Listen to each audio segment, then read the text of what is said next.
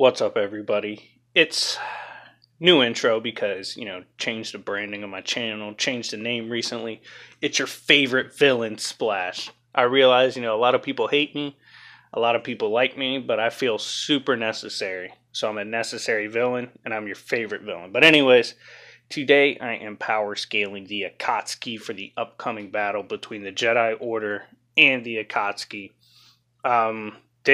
I'll go through the members that will be on the team for the Akatsuki and what they can do. If you like this kind of content, hit the like button. Hopefully you subscribe if you haven't already. If you want to see me rank the Akatsuki from weakest to strongest, I can do that. I can give my personal take on that. But with that being said, let's go ahead and break down just how strong the members of the Akatsuki are. First off is my favorite, Hidan. Hidan is the radical of the group. Even amongst a radical terrorist organization, he's really just there to kill people. And despite this, he is one of the most dangerous characters for a simple reason. The fact that he is very hard to kill. So I'm going to go ahead and go over exactly what makes him so hard to kill. So first, when we initially see him fight, he takes on the Two Tails. The Two Tails are extremely fast, at least mountain level. They're Jinchuriki. Everyone, by the way, in the Akatsuki should be able to take down the Jinchuriki. I've seen multi-continental scaling. It doesn't apply in the calculation for the curvature of the Earth, so it seems very faulty, but we know they easily blast away mountains. He's able to fight Asuma, and actually almost instantly in that fight tag Asuma. And at the time in the data book, Asuma was considered the most talented taijutsu user, most likely for his up-close wind-style chakra blades. He's pretty much a blur in perception while fighting Asuma. His scythe shatters the ground just by him running. He can somewhat resist Shikamaru's shadows, which are very strong. Later in life, he actually holds down characters like Kenshiki and Momoshiki with those shadows. He fights it again, able to resist it. He easily clashes with Kakashi. Like I said, he fought and survived the battle with the Two Tails. They were able to bring the Two Tails in. He was chilling after fighting a high-ranked Chakra Monk, who, the way Kakuzu described Chiriku the Chakra Monk, was similar in power to the Two Tails. He considered them both equally as dangerous. He doesn't care about getting impaled in his vital organs. It does absolutely nothing to him. He tanked a massive explosion point blank. It was just fine. He was not affected by a blast that actually was stated and implied to would have been capable of hurting Kakuzu if Kakuzu didn't prep and harden his skin for it. He tanked a forest level blast point blank, was absolutely unaffected. He was fine in talking trash after being beheaded. He easily evaded a Bijuu's attack point blank. He's casually able to dance around Shikamaru and Asuma at the same time when he tagged Asuma. Asuma tried to blitz. He easily reacted.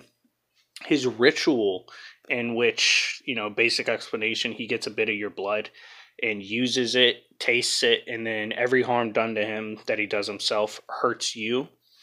His ritual and the activation is just as fast as his blade swing, and he actually pulled it off very quickly. Even joking around, he's as fast as Kakashi. His blade and the way it's designed, his scythe, is perfect to allow his ritual to work to the fullest. He seems to be joking around when referring to his speed and skill, because people like to bring up, he says, "Oh, I'm the least skilled in the Akatsuki." And the reason I say it's a joke is because Kakuzu tells him, "Hey, you should try to be serious in this fight." And he wasn't serious. He doesn't even care about fighting Jinchurikis. And he's also heavily suppressed hunting Jinchurikis because he's not allowed to kill, which is his fighting style. He considered it a no difficulty capture. And when he beat the monk, they actually took on the monk's people as well. He blatantly isn't scared of Kakuzu, despite people thinking Kakuzu's a monster. It was solidified that the monk was absolutely a beast, the one that they defeated, because Asuma says so. He should scale above all of Kakuzu's past Partners and Kakuzu himself admitted during a meeting that he didn't know how to kill Hidan. This also implies Kakuzu's tried several times and Hidan's tanked it.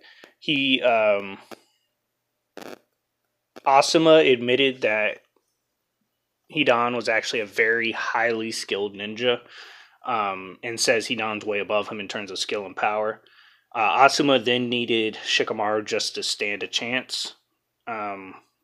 He gets off the ritual before Asuma can complete a jutsu. He's blatantly faster than Asuma. He was actually smarter than Asuma in their collision. He trash-talked Pain. He says Deidara isn't his level. Tanks a blast, like I said, that Kakuzu had to amp himself. Kakuzu has to dodge Hidan's blade. He was talking to Kakashi while fighting Kakashi. Can use the scythe to dodge midair by redirecting himself. Tanked his neck getting sliced open and didn't care. He claims he can recover even without any part except his head. And he had to be buried in a massive hole just to finish him. So he's actually a lot faster than people think and a lot stronger. Moving on to his partner, Kakuzu. Kakuzu allegedly survived a battle with Hashirama, although we don't even know if this is actually a fight. More likely, Hashirama looked at him and Kakuzu said, "Daddy, no." He no-diff helped capture the Two Tails. Casually was able to break open massive gates. The monk they face is compared, in Kakuzu's words, to Jinchuriki in terms of a threat level based on the bounty on his head. They decimated the monk in his temple full of people. He was able to react to although weakened, a desperate Asuma. He manhandled multiple elite shinobi. Earth style can harden his skin. He was able to ragdoll Kakashi in a confrontation. He has 5 hearts initially. They get destroyed slowly. You have to destroy all his hearts to beat him. His wind pressure damage jutsu leveled a forest, basically. Lightning False Darkness was a massive blast that was implied to be able to kill Choji and Shikamaru point blank. He's a high caliber ninja, according to Kakashi, and he also has fire style, and it's revealed he has multiple nature styles. Him and Hidan are actually described as having flawless teamwork.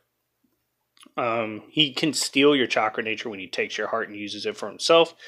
And like I said, he had run into Hashirama at some point. Doesn't really matter how you interpret that fight, but he did survive, which is impressive.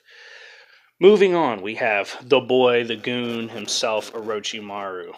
It's stated in the guidebook he has more talent than the third Hokage.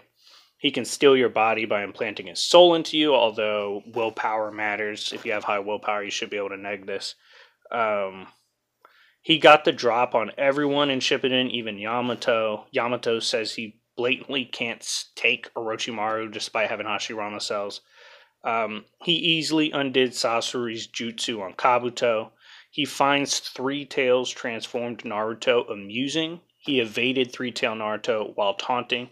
By the way, Orochimaru was sick and injured at the time while doing this.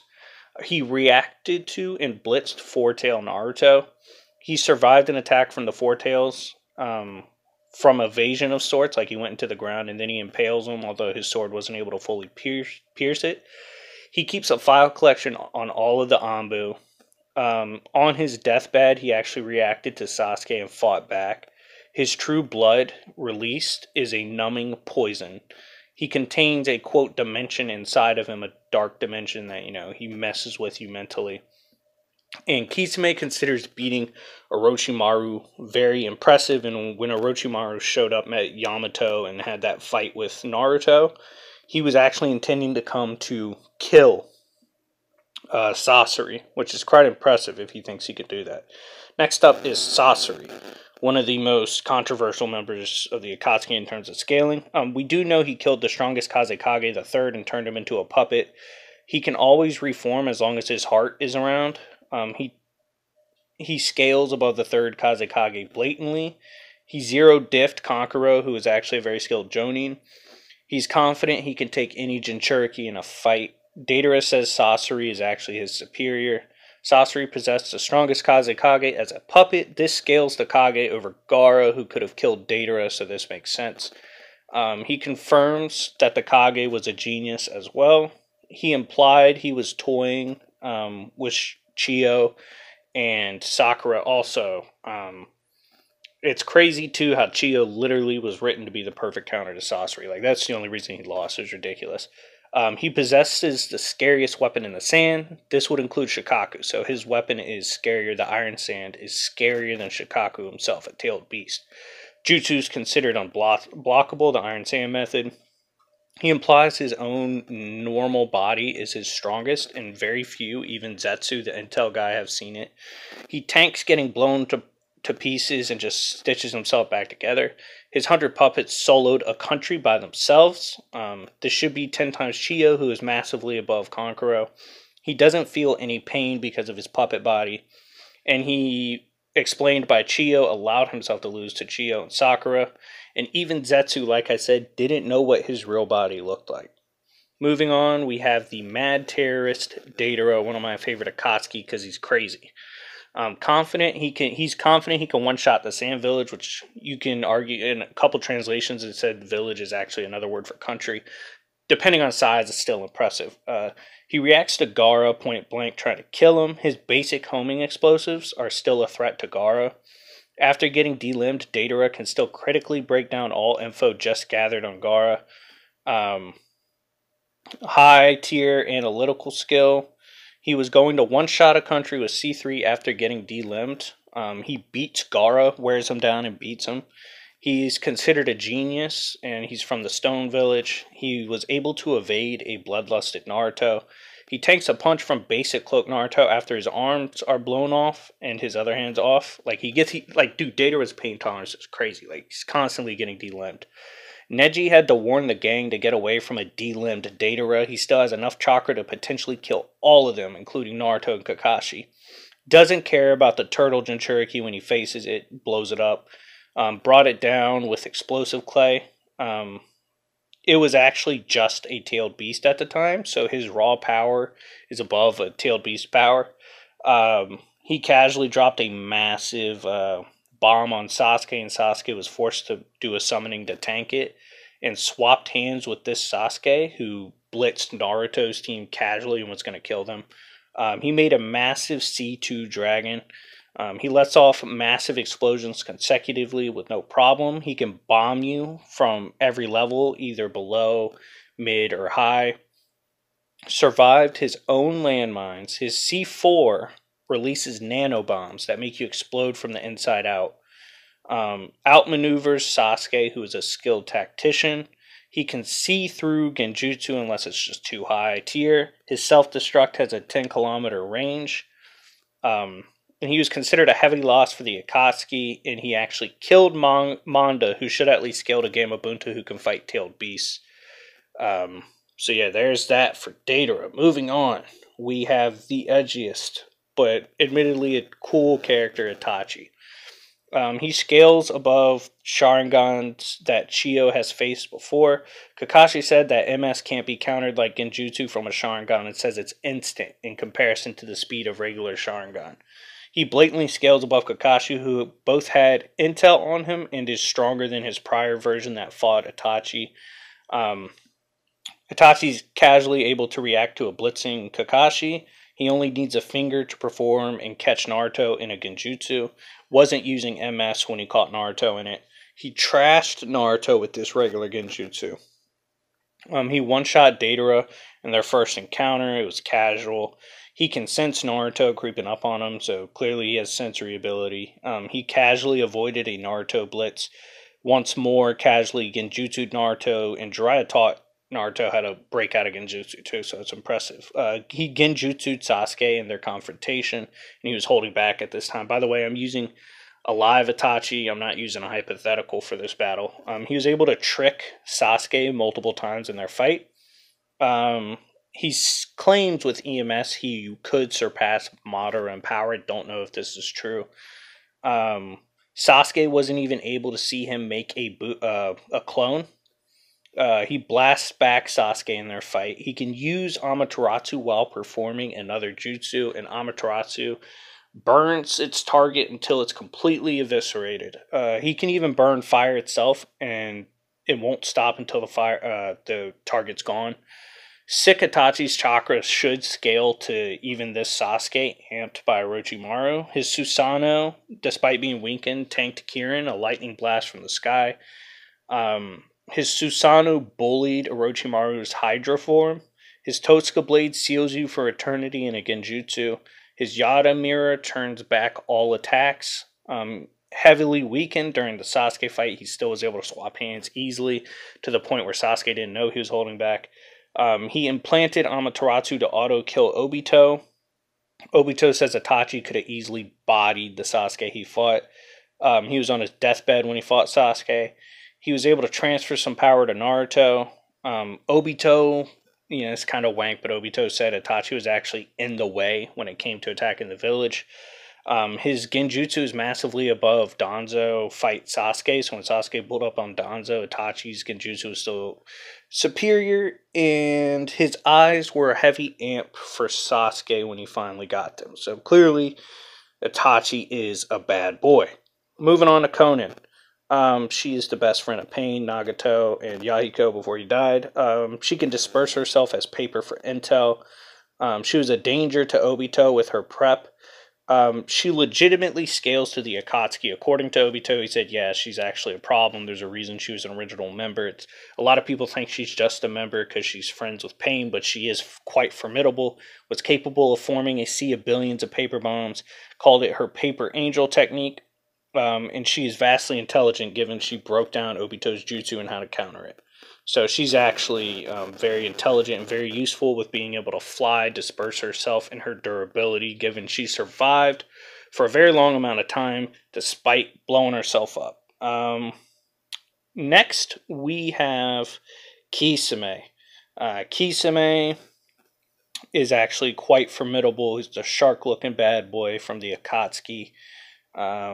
He casually blitzed and tagged Asuma. Part 1, like I said, that's the best taijutsu user in the Leaf according to data books. Off guard, he dodged B's chakra amped pencil without even seeing it. Samehada, his sword, absorbed all the chakra in B's blade before it could reach him. He can absorb 6 tails worth of chakra with just a swing. After 3 classes, he already absorbed all of B's chakra and some of the 8 tails. He steals power from his opponent, making him stronger and increasing his stamina. He can heal giant wounds casually. It's implied he keeps the opponent's chakra after, too. Samehada absorbs a fire-style jutsu. He can sense chakra through his skin when he absorbs Samehada. With just a touch, he can absorb chakra from somebody. He casually outsmarted B and the 8 tails and blitzed them. He can make a giant water bubble that moves with him. He's also faster in this bubble. He was able to absorb almost all of B's and the 8 tails chakra. He's able to extend Samehada's handle to attack from afar. Zetsu, who copied Kisame's anatomy, was able to talk for a brief period after his head was chopped off, so Kisame would potentially be able to heal from a similar injury if his head stays close to his neck. The water prison shark dance, the big water bubble that moves with him, absorbs chakra. The Kisame that absorbed Samehada was stated to have no weakness in that form. His sword eventually ditched him for Killer Bee. A massively weakened Kisame was able to force Guy, his direct counter, into the 7th gate. He could shoot a blast that absorbs all jutsu, growing bigger and stronger the more it absorbs. It's a massive blast as well, able to match 7th gate's Guy size blast. Kisame is confused as to why he didn't absorb the Hiradora, and he was confident he could absorb any chakra blast. A weakened Kisame survived the Hiradora and was able to converse with Guy, who specifically says this move is an instant kill, so he likely wasn't holding back. The Hiradora later was actually able to ragdoll Madara Susanoo. So yeah, Kisame is an absolute beast. Moving on, we have the last 2 of the team that we will be using. I'm not using Zetsu because he's kind of vague until the end. He just won't do much in terms. In long-term battle, he would be good, but here he would get one-shotted. I'm going to keep it a buck. But we have Pain, one of the better written characters in the story, to be honest. The rain jutsu he uses in his village constantly surveys the village, and he has some of the best chakra reserves I've honestly seen in the series. He constantly has this going to detect anyone coming near him. He was able to body Hanzo, who bopped the 3 legendary Sannin and actually named them that just by surviving fighting him. Kid Nagato unlocked the Rinnegan and mastered all the nature transformations. The Rinnegan, according to Jiraiya, is the greatest eye technique, originally possessed by the Sage of Six Paths. By 10, he had mastered all of the 6 chakra types. When he fights, he can hide in his chameleon summon. He can also summon humans to battle with him, so he can summon other paths. He can absorb ninjutsu with one of the bodies. 3 paths scale to imperfect Sage Jiraiya in terms of strength and capabilities. 1 pain showed up and blew off Jiraiya's arm. He can rip out souls on the touch and mind read with one of his bodies. He can ragdoll Kakashi pretty casually with Tendo. Choji and his dad can barely hold him off.